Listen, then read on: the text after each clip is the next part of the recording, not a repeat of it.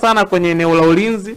Nafikiri tulicheza teamwork zaidi, wachezaji wote walikuwa na defend na kwenda kuoffend. Sasa kuna muda Selemani Mwalimu anajikuta yuko mwenyewe, kuna muda Simon Msuva pamoja na Selemani Mwalimu anajikuta wao wenyewe, nguvu inakuwa ndogo kwenda kufanya mashambulizi na kupata walau goli. Of course sasa tulipata clear chances ambazo tulishindwa kuzitumia.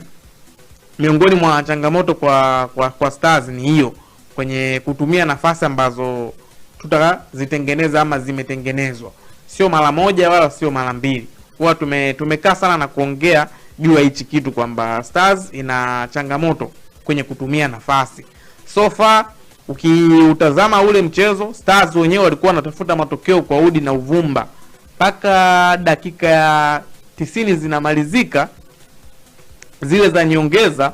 Of course tulipata penalty pale kwa Edinado, lakini Traore hakutaka hata kwenda kuangalia VAR. Unakaa unajiuliza VAR ilikuwa na kazi gani, ama VAR ipo pale kwa ajili gani? Nafikiri Tanzania kama Tanzania, ama wachezaji ambao watakaoitwa kwenye timu ya taifa maybe AFCON ijayo au mashindano mengine, tujifunze kitu kimoja.